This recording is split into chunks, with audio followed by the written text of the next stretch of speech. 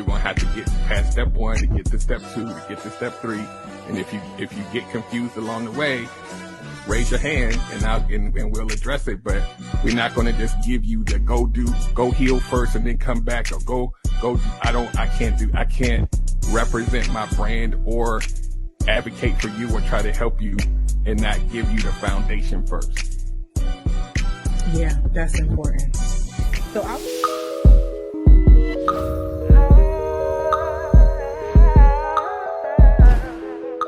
Hey everyone, welcome to Verbal Tea, the journaling podcast, where we focus more on our own inner voices than the voices of those around us. Every week, we explore topics through journal entries. And as you know, for August, we are covering relationships. You're so stupid. Why'd you do that, huh? You're so stupid, Rose. August is actually National Picnic Month, which is why I thought it was just the perfect time to cover this hot topic. But we're doing it different, y'all. We're doing it so different. This week, we are discussing romance. Remember that time when we made love and you cried in my arms? Please don't reminisce about the times we fucked. Please. It's so creepy. But I have an amazing couple to discuss this with. They journaled with me to talk about relationships and their relationship when it comes to romance specifically. That way, you guys can hear what it's like to hear about romantic relationships from people who are actually doing it and growing in it and loving each other while they're still growing. This couple has their own podcast. They are the hosts of the U Stuck Wit Me podcast. They have been dating since 2017. They got married in 2022. So yes, that means that they lasted through the pandemic. They've lasted through all these other different seasons that I'm going to allow them to speak about, but they went through it. And you guys know, if any of you have a relationship that lasted the pandemic, you already know. You already know what that means and how much work and inner work you had to do within yourself and with each other to get past that, because that was a heavy time for us globally. So you already know what the energy was like in our homes. But let me just get them on, you guys. I'm so excited to introduce to you Marquis and Taylor. Hey, you guys. I'm so glad you guys are on. Oh, thank you for having us. thank you. I told you guys this again, but the audience needs to know I practically manifested them being on the podcast. I've been a fan of their podcast, the You Stuck With Me podcast. You guys should listen. It is so constructive and productive, but also their personalities and their love radiates throughout the show. So you learn something, you fall in love with them. And I knew when I wanted to do relationships, I wanted to hear from people who are in them. Just because it gives you something. Like, it's like somebody said it's an ADHD thing where you need a screenshot of what it's like when that goal is met in order for you not to feel overwhelmed trying to achieve it. I'm like, oh yeah. So I want to see people who are in it. Just like I like to see, reviews with people in the pictures, to know how it fits them, to know if it's right for me. So I wanted to kind of give that when it came to romance, because I think we have a plethora of single people giving their perspectives, and that's valuable. But it's nice to get a screenshot of some love. Yeah, thank you for having us. Yep, thank you. First of all, thank you for being a fan of the podcast. Yes. Like, I still kind of get used to taking it in, like, when people tell us that they love our podcast, because I don't even think it like that. I just think it's like an everyday conversation with my best friend. Mm-hmm. So, yeah, just knowing that the reach that we have attained still has me like, wow. Just literally. Yeah. But we just feel like we're just telling our story and just sharing our thoughts, that just with the things that we see in social media and then working on our relationship, and we try to always take the good that we, learn from any other couple, and we discard the bad that we don't think that will work for us, and we just tailor to our relationship, no pun intended. But we just do what works for us, and so far, I'm not complaining. I'm happily married to this beautiful woman right here. I wouldn't trade her for anything in the world. I might trade you for something. I'm just kidding. I'm just kidding. Pumpkin. Mwah. You play too much. I love it in the age of relationship content because you have, single people and people who have been divorced and been through some things and learned some things. You have them covering relationships, and then you have couples covering relationships. But the way they do it, it just doesn't seem authentic. But the way that you guys go at it and approach it is very authentic. It does really sound like you guys just had a conversation with each other. Like, that's it. It sounds like me and my husband on the couch is what I tell my husband. I'm like, we could have a podcast because I hear it all the time. What You Stuck With Me. It does sound like you guys are just having an honest conversation between each other and the guests that you invite on. And that's what I think we need to see. We don't need to see, glamour shots or just cute vacations all the time. We need to hear what healthy dialogue sounds like from two people who are very different, but have this deep mutual love for each other.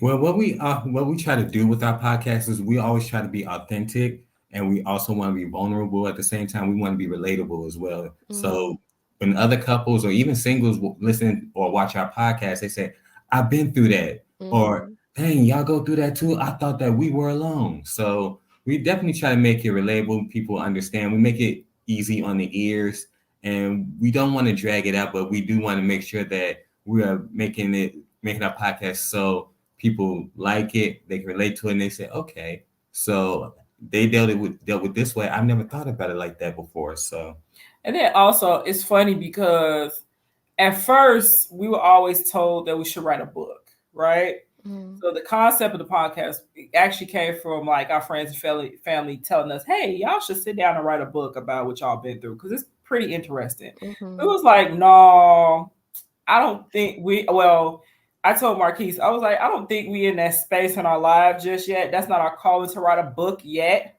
Mm-hmm. I mean, I'll say yet because, you never know what the future holds. Mm-hmm. But I don't mind doing a podcast. I don't mind doing a podcast where we just sit down, have a conversation, and just reminisce about some of the craziness, the foolishness, ridiculousness, and shenanigans that we go through.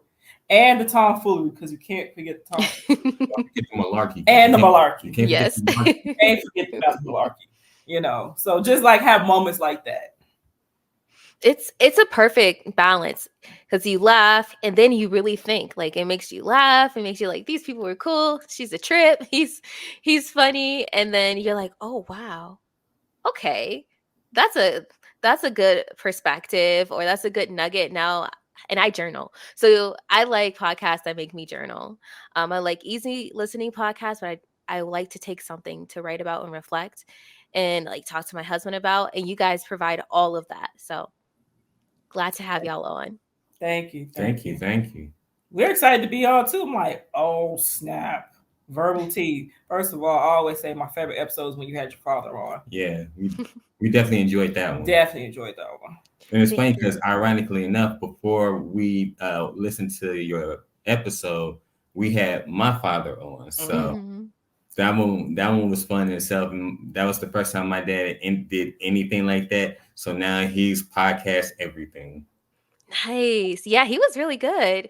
I liked it. I was like, ooh, this is alignment. You had your father on, I just had mine on. And I think that's really cool. Especially, we can't ignore it as Black people. It's so powerful to have that conversation with our parents on a podcast. Yeah, it definitely is. And I think inadvertently, when I look back and listen to it, because at the time I didn't realize I was doing it, I was making my dad comfortable just by speaking my inner truth about how I felt about my father. So I think the first time I saw him like really liven up was right at the beginning when I said my first superhero, and he just like almost turned to mush, but it definitely made him relaxed, and he definitely had fun with this. So, and I got that vibe from your father as well. Yeah. I was like, I wouldn't be on a podcast if it wasn't for him. I watched him grow, and I saw him write growing up, and always reflecting. He wasn't perfect because he was growing up, but seeing that made it feel possible for me to dedicate myself to growing and speaking. And so, yeah, I said that too. I'm like, this wouldn't exist without him.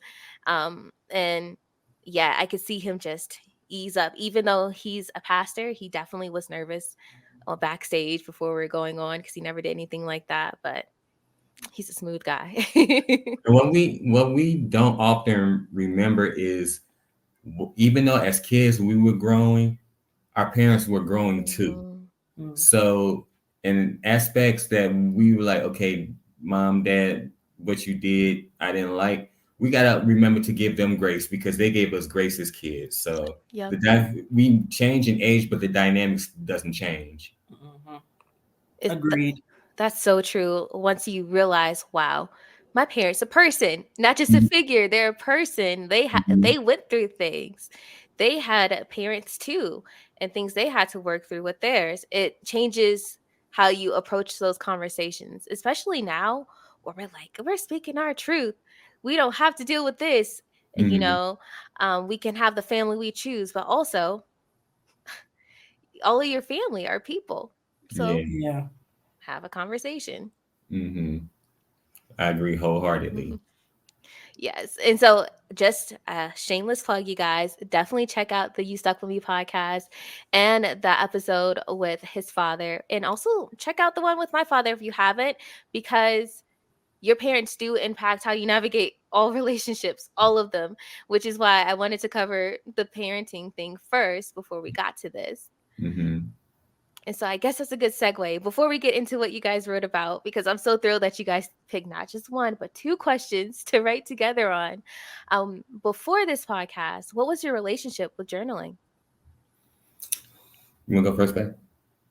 You know, I'll let you go first. I like to hear your tone of voice. Okay. So you go, boy.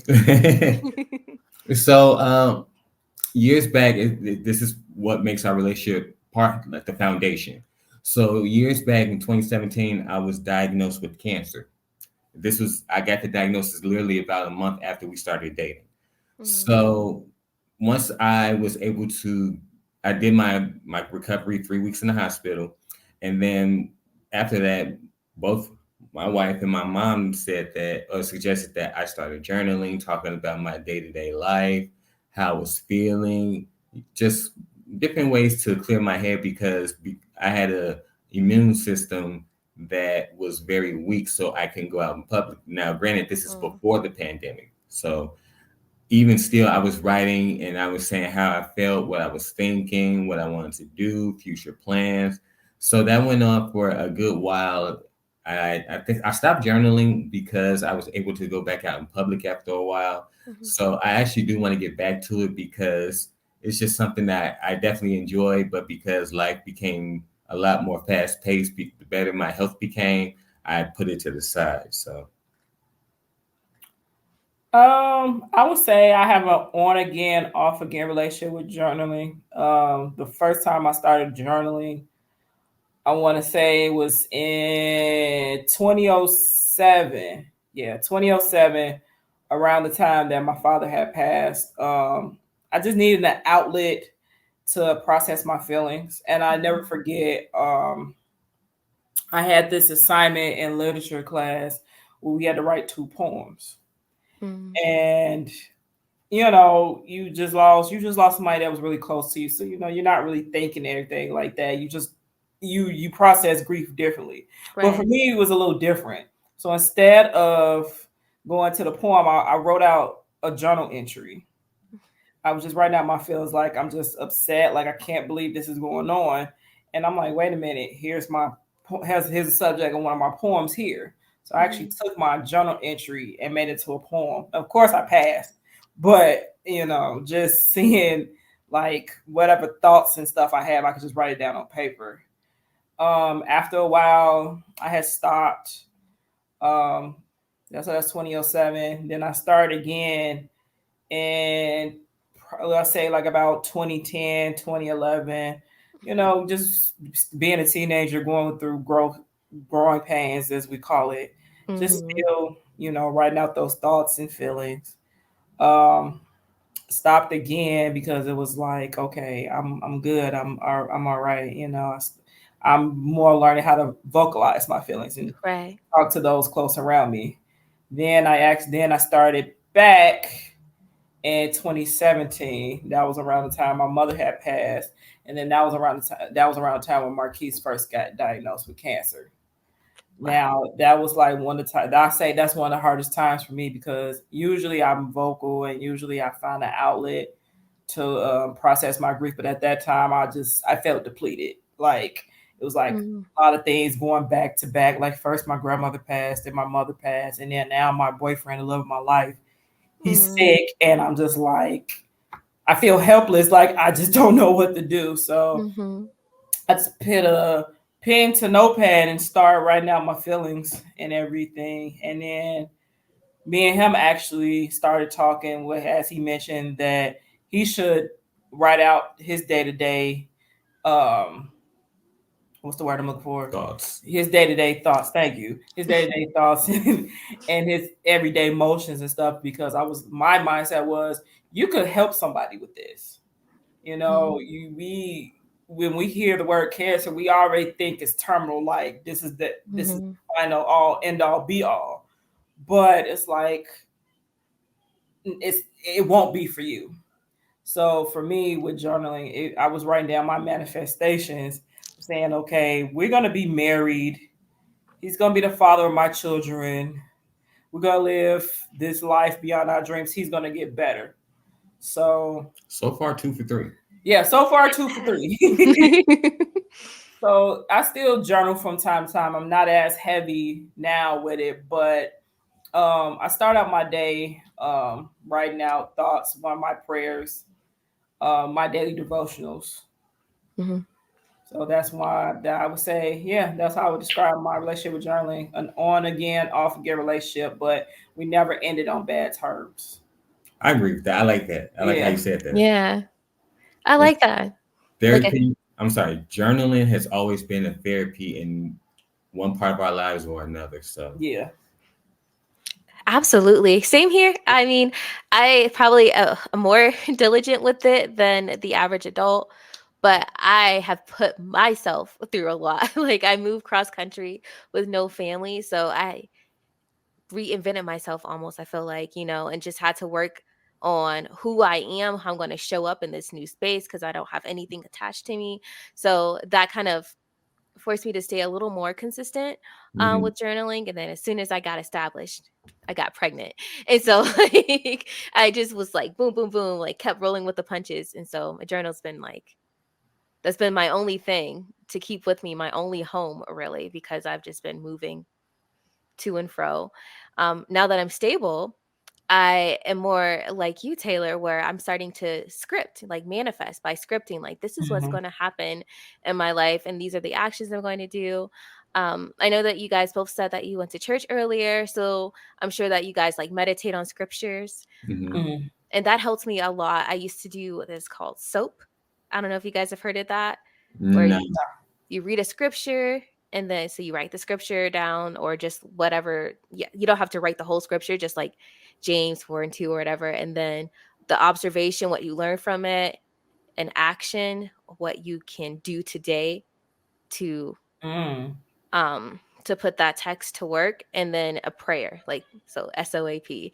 I used to I used to do that, and that kept me grounded a lot in college. And now I don't really read the Bible, but I definitely still kind of follow that method of when I listen to something, I try to take something from it and see how I can apply it to my life. So I'm like just growing just a tiny bit every time I write. I think whether you're growing a little bit or a lot, as long as it's growth, then that's positive.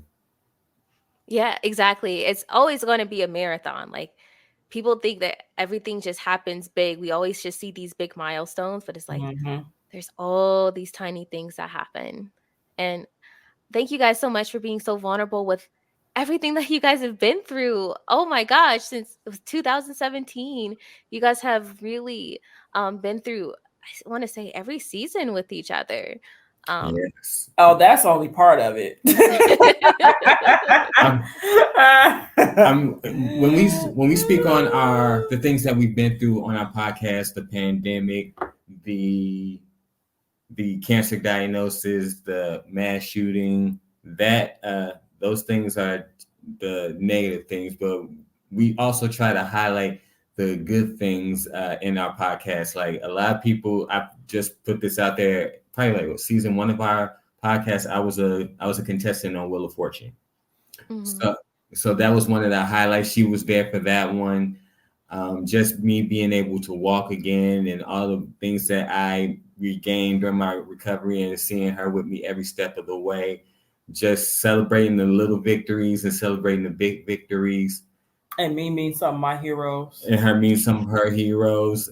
And just, we want to show people that if somebody can be with you during the bad seasons and everything when you're down, they definitely deserve to be with you when you celebrate and when you're up. Absolutely. But people only see one side or another. It's always so polarizing. It's like, but when you're sharing your life with someone, it's all of it. All of it. Yes, you see the good, the bad, and the ugly.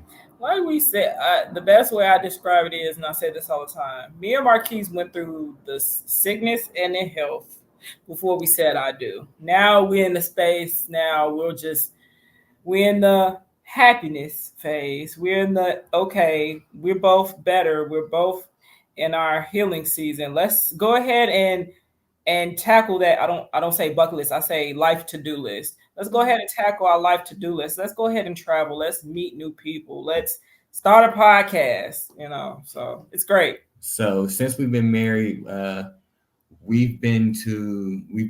honeymoon was 2 weeks. So we did 6 days in Miami, and then we did an 8-day Southern Caribbean cruise to the Dominican Republic, Aruba, and La Bonniere. Oh. And we want to go back to Aruba because Aruba was beautiful. Yeah. I've heard it. I haven't been, but I've heard Aruba. That's on my to-do list. Yeah, you would enjoy yourself, and just meeting the people and just seeing their happy dispositions, and they just have no worries, and they're just living day to day. It was beautiful because not only do we get to meet people from another country, we get to see something beyond our own backyard, beyond our own city, beyond our own state. Because I firmly believe that life wasn't meant for us to be in the same space all the time, just to get out and travel and see different things. And you really appreciate what you have and understand how people live, and the things that you take for granted, they always make sure that they keep it close to them, because some things that we have, they don't have, and some things that they have, we don't have. So it's an exchange of ideas and exchange of cultures that you get to appreciate, and you get to see it and learn to understand. Hey, that's good too, but I'm not gonna lie to you. I just enjoy being out watching the sunset, the sunrise, the waves of the water. Yes. Just taking in. Sometimes you want to hear just waves. You just want to hear nature, right? To give you like a peace of mind and to, calm down and get away from the stresses of life. Because living in Chicago, it's always loud all the time. You're always it's busy. But like being in like in Aruba and those places where they just embrace being with nature. That was my most favorite part. Life slows down. Slows down a lot. You get to appreciate what you have, and just you get to plan things, like set new goals, have new ambitions. Just get to breathe. Yeah. Yes. And that's nice. And I think that's necessary. That's why on New Year's, I don't like going out. I like to be in pajamas. I like to be home. Like more power to people who party, because I think, spending your New Year's in joy is definitely valid. But I need a calm. For me, for my nervous system, I need a reset so I can just be on the right track for the rest of the year. Agree. This past New Year's, I just came up with the idea. I'm like, let's just be at home. So we were with our group of friends. We call our friend group the Peanuts. So I was like, okay, Peanuts, let's just have like a slumber party like back in the day. Just be in pajamas and stuff like that. And we had a good time too. We talked, we shared each other goals and aspirations, what we want to do for this year. And we told each other stuff that we felt like we need the other person needed to hear before the year was over with. So it was good. It was good. It was fun. And those things that we told them, we tell each other, it was all to help inspire them or inspire each other going into this year. So I like that. And it keeps each of us accountable, because we always have these goals, right? We always have these goals or resolutions, whatever you prefer to call them. And towards like what I say the 4th or the 5th month of the year, it falls off because either we get overwhelmed and then we start thinking like, it's not really for me. We always get in our own head and come up with excuses. Yep. I'm like, okay, we're not going to do that this year. I'll be your accountability partner for this. And then we're going to do we could do like a bi-monthly check-in. It seemed like it's been working so far. Yeah, we're more than halfway past the year. So if it's still working, you guys have found a great system.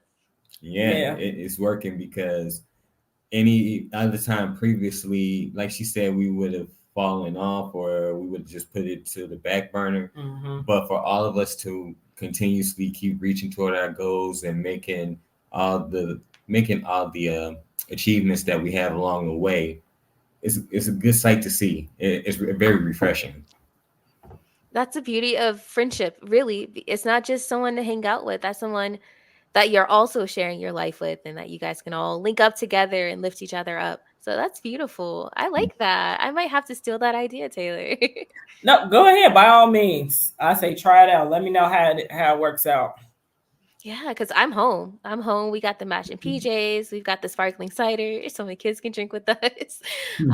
So yeah, I like that idea, because I like to write my goals. And so, yeah, and we can speak life into each other and be like, this is how we're going to rock with each other for 25.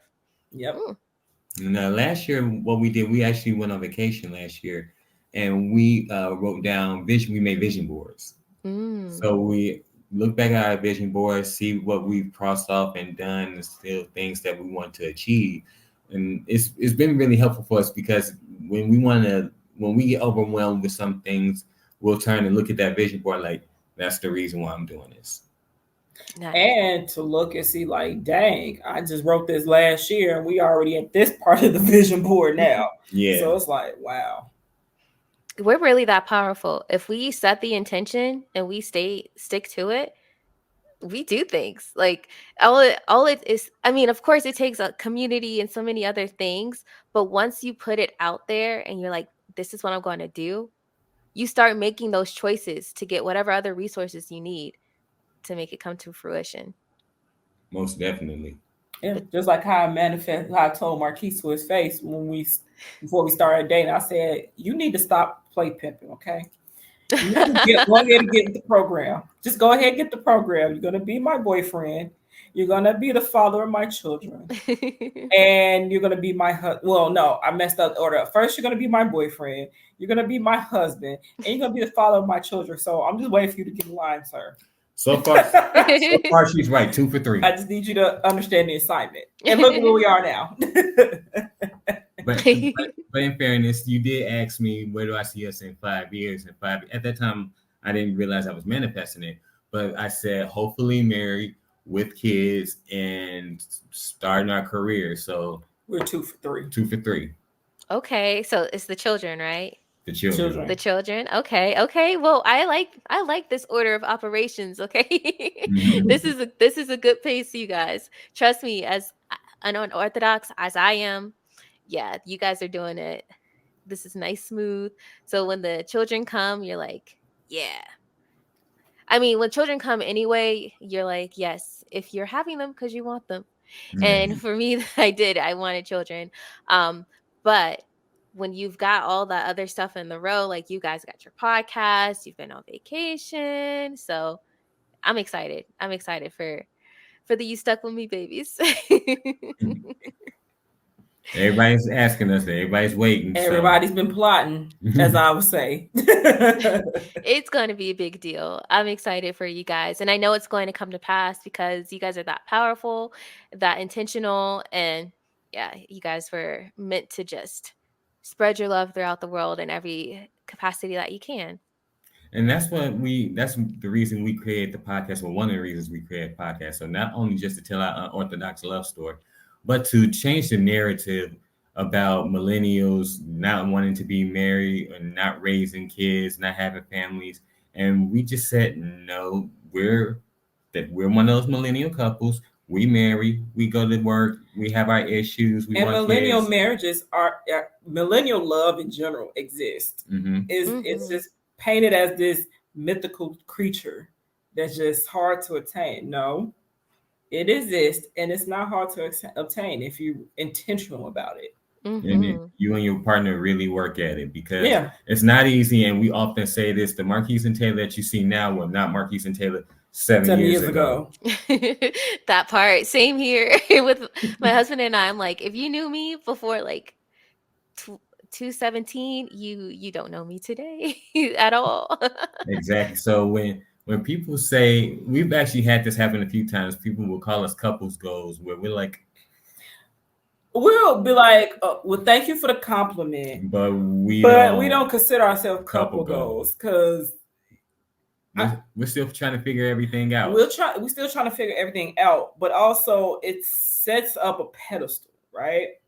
Couple goals, like it sets up a high pedestal where, like, oh, I want to be like Marquis and Taylor. Oh, I want to do that, and I want to do this. You know, it works for it. They're successful. They're making it work. No, it's working. But again, as we say, the same Marquis and Taylor that you see now wasn't the same Marquis and Taylor. I could be a little bit more honest with it, like a couple months ago. You know, I mean, we love each other, we care about each other, we go through the ends of the earth for each other. But I mean, we're gonna keep it honest. Sometimes we might get on each other's nerves, right? You know, so when we hear couple goals, we always say thank you for the compliment, but also we just want you to have a relationship that's tailored to you. No pun intended. I love it. Because what works for Marquis and Taylor may not work for, you know, Mark and Jane, or, you know, Judy and Henry. You know, it may not work for them. So I always say, if you have a partner that's open, who wants to start from the ground up with you, then, you know, that's all you really need. And then over time, you learn each other. You start to see what works for you and your partner. Yeah. You also start to understand what makes your partner tick, like what makes them mad, what makes them happy, what is it that they don't have an opinion about, or what really excites them, or they feel fiery about. Yeah. And your partner is going to change with you. I wouldn't say daily, but over time, because the person, like we said, what we are now, we're more than likely not going to be like this in 5-10 years. Right. So, and there's nothing wrong with that. You should allow your partner to change, and you should change, because nobody should remain stagnant in their marriage. Oof, I love that. I love that you guys acknowledge that, because I was going to ask you guys about relationship goals. I think they're unhealthy. They are flattering, but they're unhealthy because no two people are alike. Exactly. So when you put them together, that's definitely not going to be compatible for the next couple. Like we all have different things. So instead of putting a person on the pedestal or a couple on the pedestal, just work it out for yourself. Like, I love how you guys understand each other and yourselves. That's what I want in my relationship. And it should stop right there. Like, you don't want to be just like another couple, because you might not have the capacity to go through what they've been through. And if you try to do what another couple does, you're going to fail, because what that couple does specifically works for them, and you can't try to be them. Right. You need to be comfortable with being yourself with your partner and doing the things that works for you. So we have this thing, like I said, we try to break the status quo of what people think relationships about. You see on social media, people saying like, I don't want to go 50-50 with a man, or a husband needs to do X, Y, Z, a wife needs to do X, Y, Z. I'm going to be honest with you. We do 50-50. Some things that I do that's against the norm, some things she does against the norm, but it works for us. And that's why we're happy. So we don't try to copy what another relationship is doing. We'll take parts of it that see if they work for us. And if they do, great. If they don't, we'll leave them alone. Well, I think, because the backtrack on what you said, babe, about the work, I think that's what's being overlooked here. when we hear about couple goals, like, oh, I want to be like them and everything like that. People, we in a society, us as a society, we have a mindset that we don't think about the inner work, the background work. We only see The finished product, Mm-hmm. the outside of it.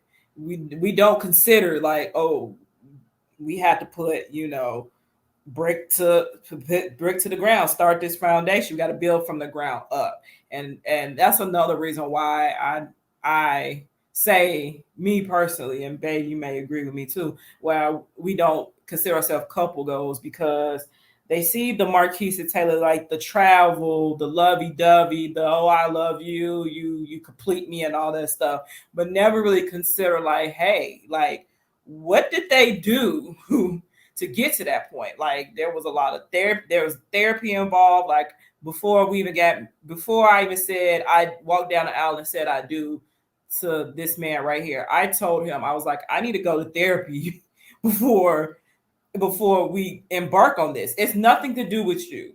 Mm-hmm. I did make that clear. I said it was nothing to do with, it had nothing to do with him. It was all inner me. I just felt like it would be doing an injustice to the both of us in our relationship that I'm entering in this milestone of our lives, and I'm not 100% there mentally. Mm-hmm. After she told me that, I just said, okay. And I supported her. And I think correct me if I'm wrong, but I think her biggest worry at the time was me judging her. And I wasn't going to judge her, because when she brought it to me, it made sense. Because if she didn't deal with the issue she was having then, we would be dealing with the issues later on in our marriage when they could have been dealt with from the beginning. Yeah, I do agree with that, but it wasn't so much I felt like that you was going to judge me.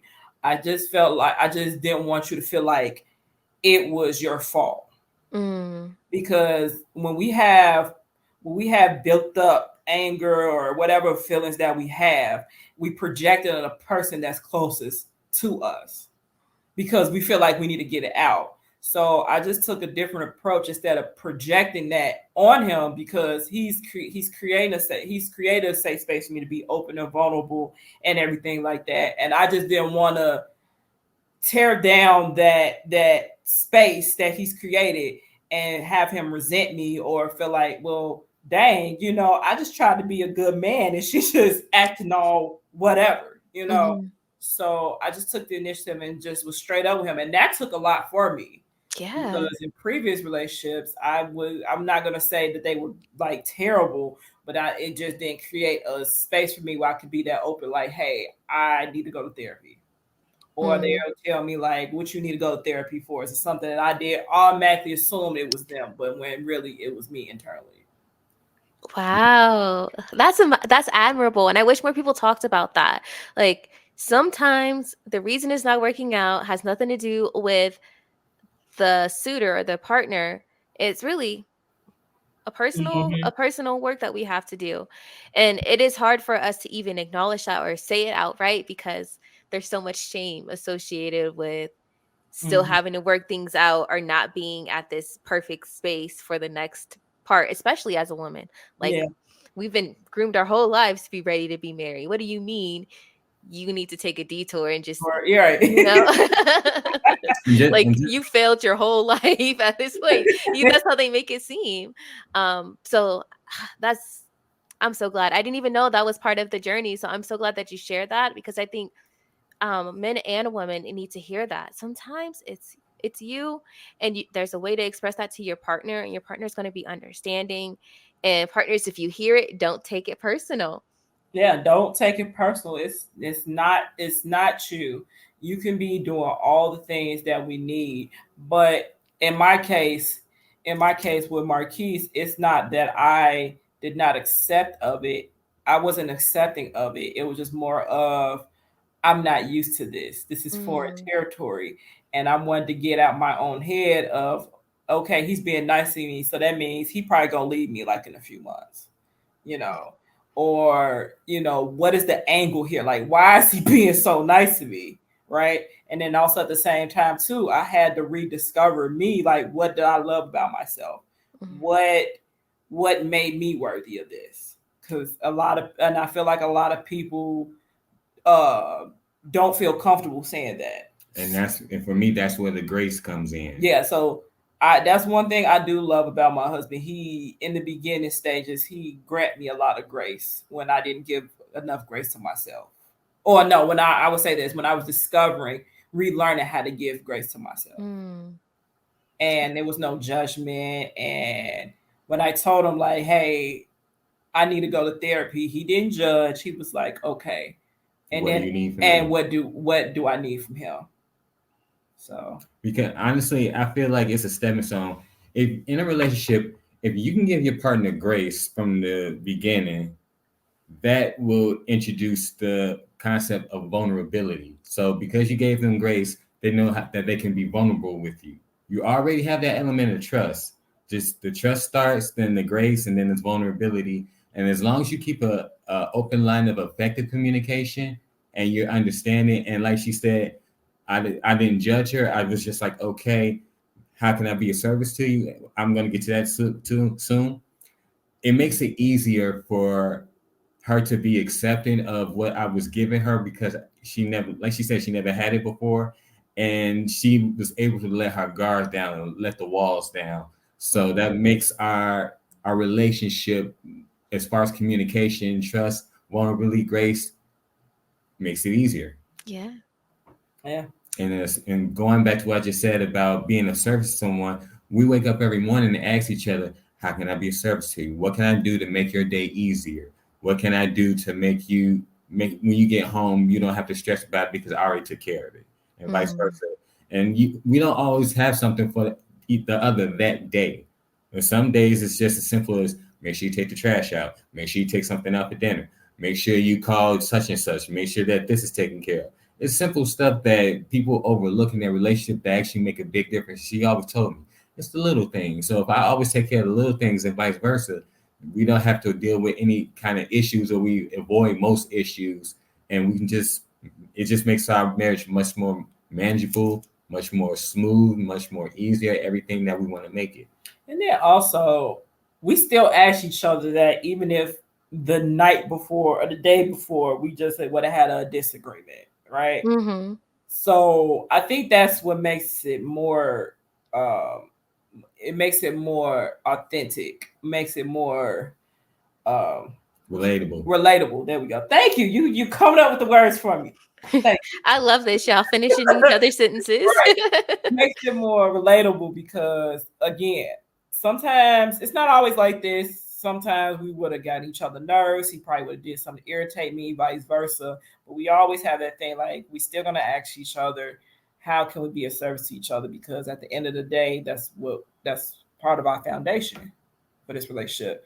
And this also should be part of your marriage. You should be in your marriage to serve the other, not what can I get from this person. Mm-hmm. And I think that's what a lot of people in society, when they think of relationship, like what can I get from this person? If you're in a relationship and all you want to get from if you're trying to just get something for somebody, your relationships are not going to last long. And two things about that. First, we actually got that concept from another couple that we follow. Shout out to Khadeen and Devale Ellis for that concept of how to be a service to each other. That's number one. And number two, we just had this conversation in our upcoming episode of our podcast about going 50-50. So the 50-50, that's going 50-50 right there. Mm-hmm. A lot of people don't understand that. We talk about going 50-50 monetarily, like the bills and everything like that. But once you enter a marriage, that's 50-50 right there. You're sharing part of your life with another person. And like what I always say, a marriage is also, we in it for love and stuff like that, but it's also can be considered a business deal, right? A business.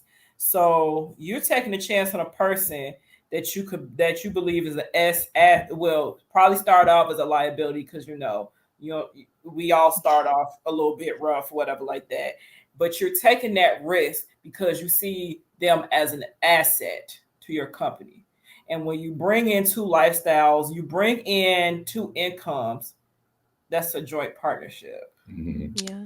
So whenever you say that, I like how you always break it down because it's so simple and it's to the point. Yeah, and I mean, because that's how it was presented to me, and when I do the podcast, and I said this on the podcast too, when I give advice, I give it two ways.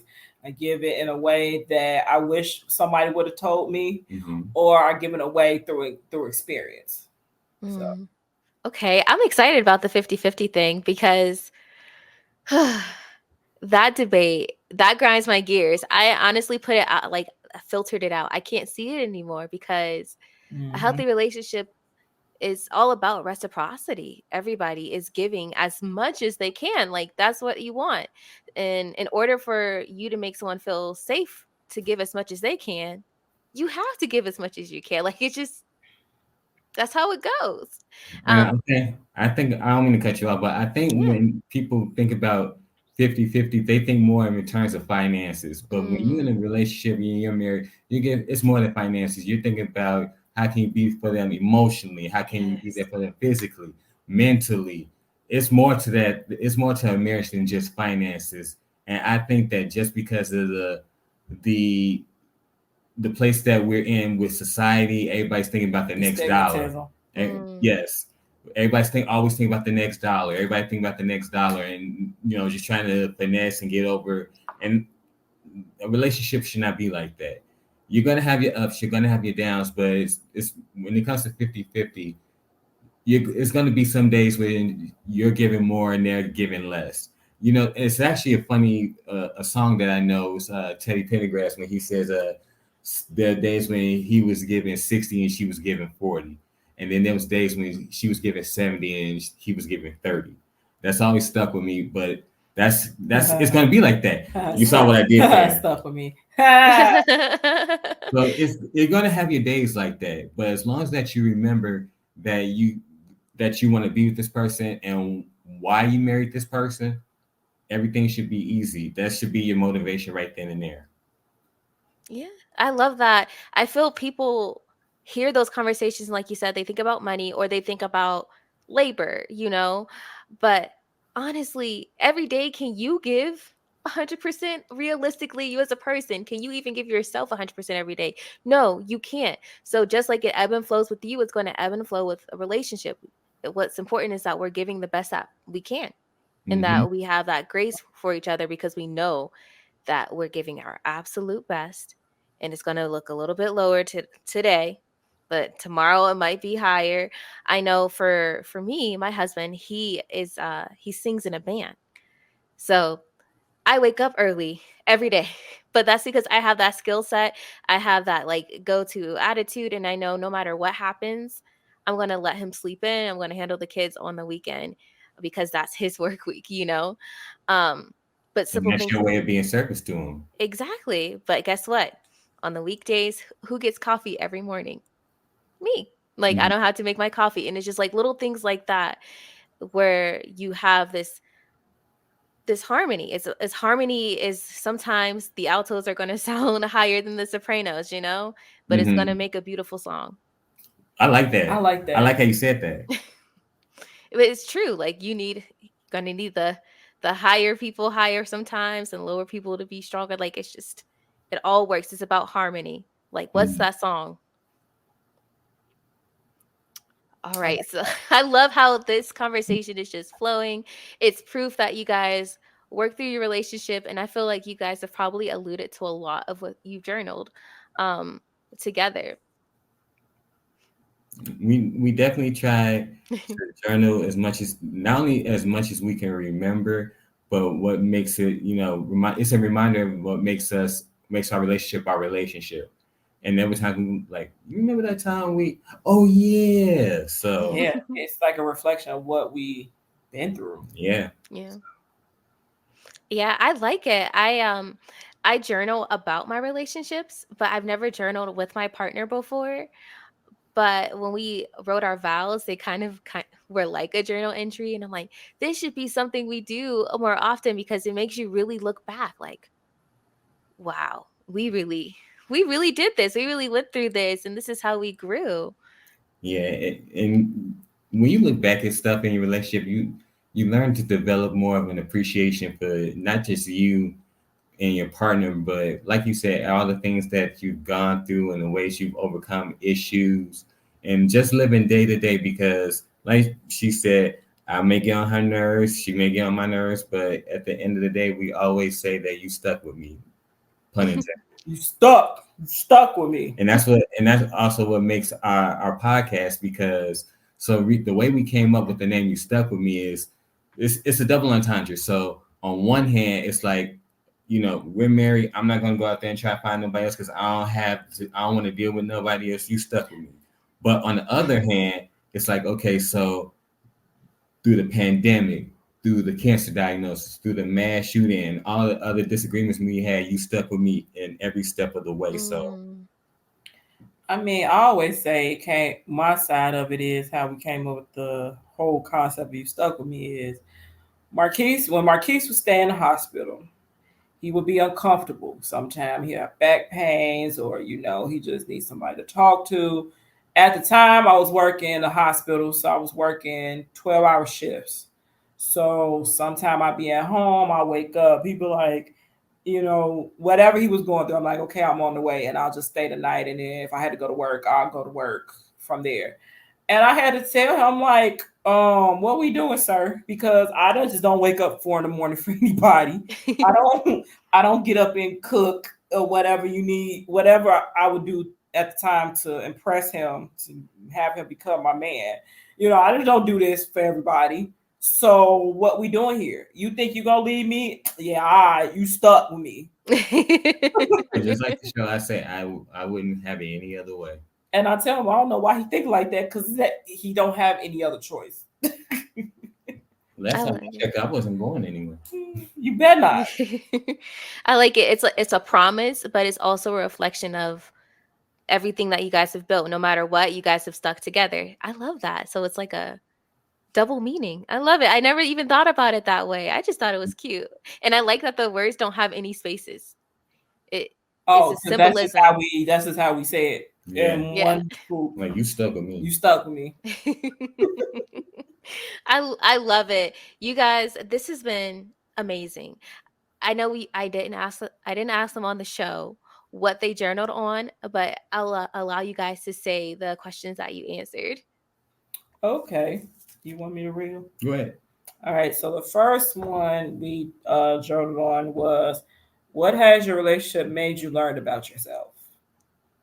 I truly do have the patience of a saint. And I was getting ready to say, discover strength that I never knew I had. Patience of a saint. And I've learned this about myself. I'm the biggest introvert extrovert ever. I agree with that. and I also learned about myself that I truly am a social butterfly. Yeah. He's more so, even though on the podcast it may seem like I'm a trip and, I just have this live personality. I do. But when you first meet me, I'm really quiet. Yes, you are. I'm really quiet. She says up and down that she's shy. I am shy. But I think the reason why I don't think she's shy is because this is my wife, and we always are in some type of communication. So I don't see the shyness from her. Oh. So I don't. So it took me a minute to sit when I sat there and really thought about it. I'm like, you know what? She probably is shy, but she's not shy with me. Right. So. Yeah. So it's just the best way I can describe it is, it's like going into a new situation. I get a little shy. I get a little nervous because I'm like, I got to see how someone perceive my personality, right? Because I could be serious, but I have a goofy personality, right? So I just got to fill out the situation a little bit. Just got to warm up a little bit. That's all. And I'm more I'm just gonna dive right in. He's just gonna dive right in. I gotta put a toe in the water first. My little pinky toe in the water first. Before I go right in. Yeah, I was like, oh, when I heard you guys on the phone call, he kind of led the conversation, and then he was like, "You hear that, babe?" And you were like, "Yeah." I was like, "She's so quiet." But today is different. And it works for us because we balance each other out. Where she's introvert, I'm an extrovert. Where she wants to, stick her toe in the water, I'm just going to dive right in. And, as long as we've known each other, we didn't realize how well we were going to balance each other out. But just being around each other and just hearing from everybody who just watches us, like we definitely balance each other out. Like to the point where my mom said, if I didn't know no better, y'all were two of the same person. Yeah. Yeah, you guys are. And then people are gonna see how you all finish each other's sentences. It's like you guys got the harmony. It's a beautiful song. I want to like just beat that metaphor into the ground now because I just came up with it on the spot. But now I'm like, yes, that's it. That's what it's about. We like it. We like it. We like it. Yeah. Okay. So you guys wrote about what you learned about yourselves, and I think you guys wrote on one other question. What we have here? Oh, what are two things that you think? Wait a minute. What are two things that you think make you work well together? We're willing to accept each other's goofiness. Well, we kind of talked about it before. I'm put it as an honorable mention. I came up with three things. I put this one as an honorable mention. We always ask each other, how can we be of service to each other? I agree with that. But the main two I say is communication. Because Marquis will tell you when I'm at work and he don't hear from me from a certain amount of time, he get upset. I do. And it's not like a control thing, but it's like just to make sure it's like, hey, you okay? Are you good? Do you need anything? You know, that type of deal. And it's not like I do it on purpose. It's just like work gets like crazy. And, you know, we all have that boss like, oh, don't be on your phone. So, yeah. And I'm like that, too, because if I know he out and about somewhere, I'm like, how come I haven't heard from you today? Like, did you eat today? Did you drink water today? Are you breathing? Are you breathing?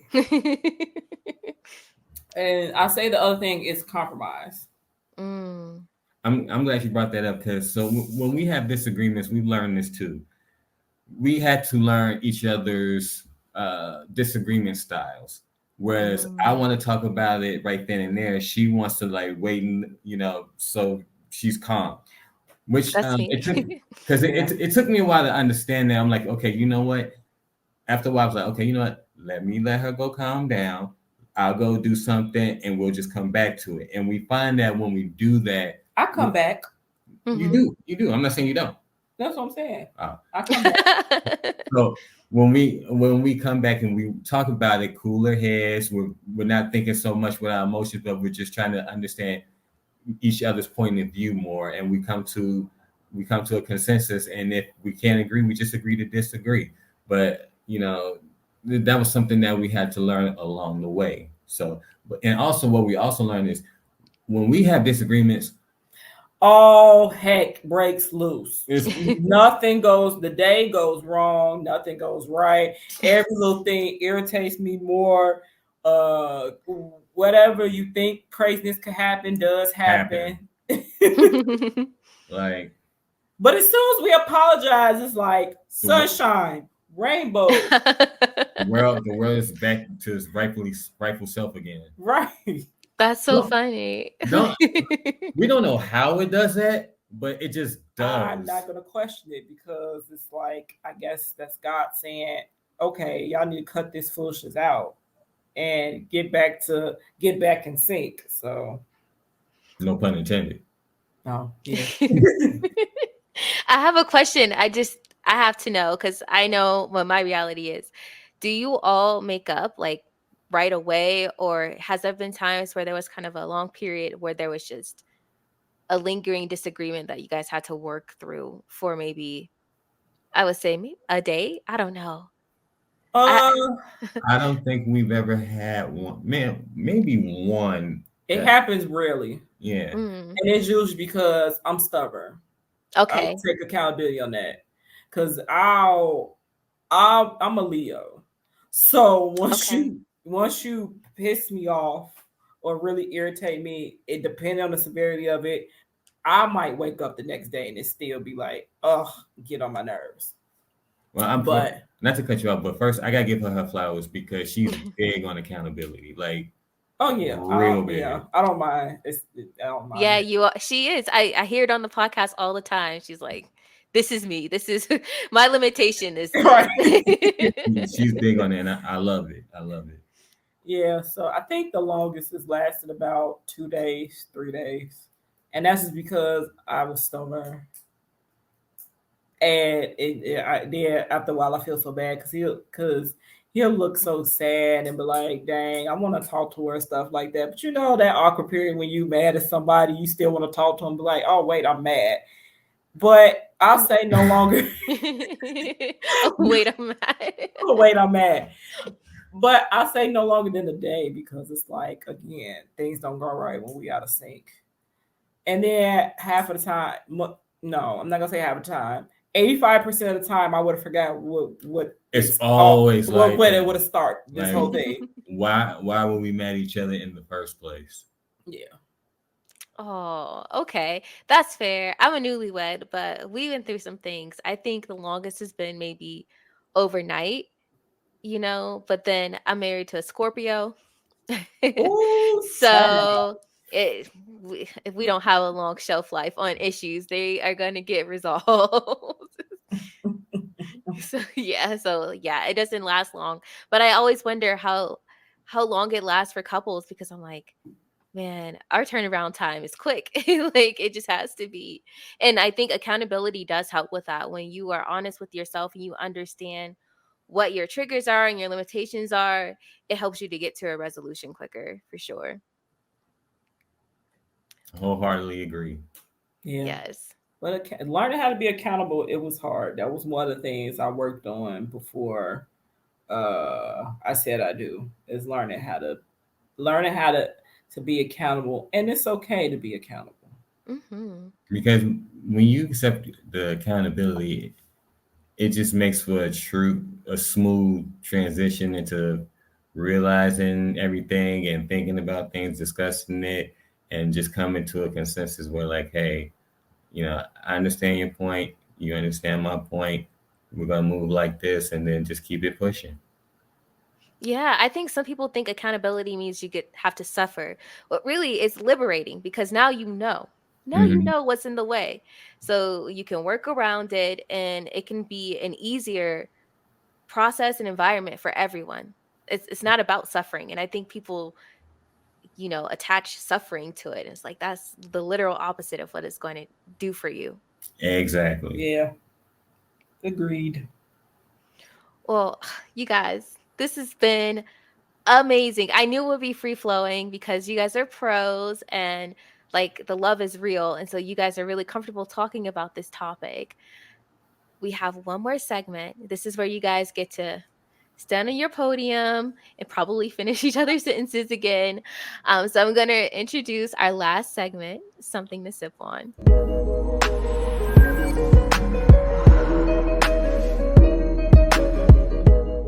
All right. So, Marquis and Taylor, when it comes to romance and relating effectively, especially for a lifetime, what is something that you would like to leave our audience to sip on? Love yourself first before you love your spouse. Because the foundation for us is I'm going to rephrase it.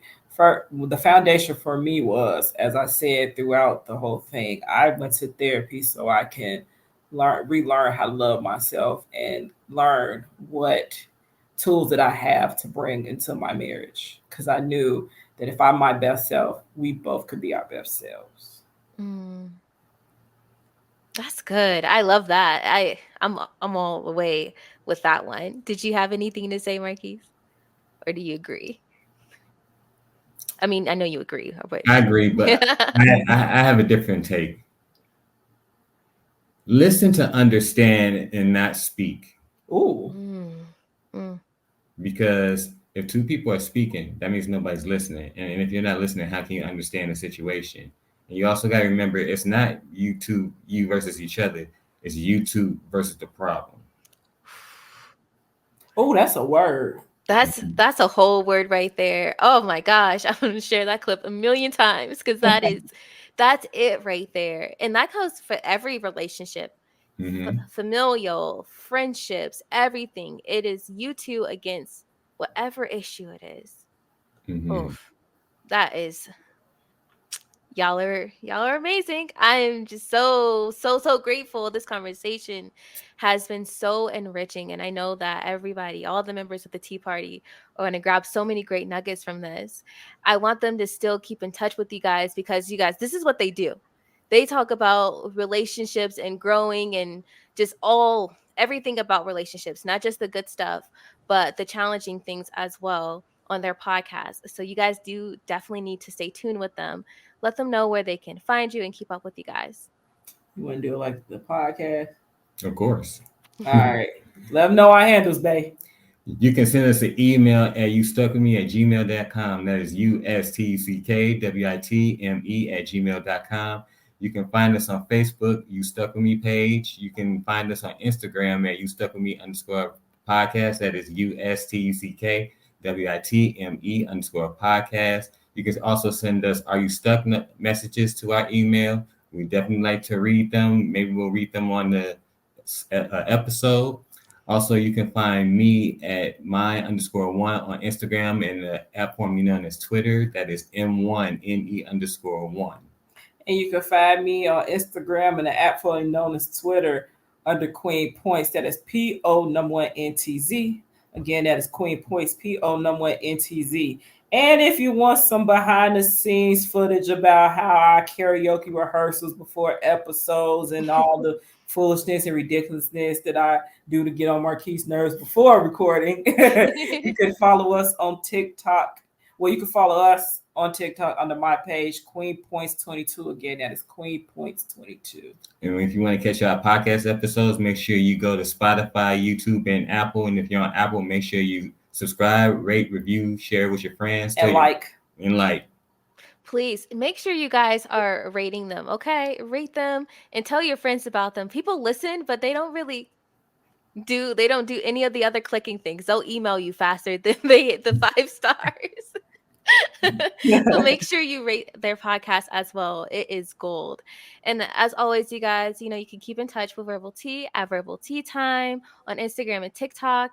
And you can also go to our website. That will be in the show notes, as well as their contact information will be in the show notes as well for you textual learners or people who just like to copy and paste. But in the meantime, you guys, I want to thank you guys again for being on. I want to thank our Tea Party members for tuning in.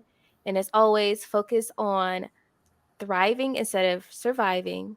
Spend some intentional time with your thoughts because it is a game changer. And be well.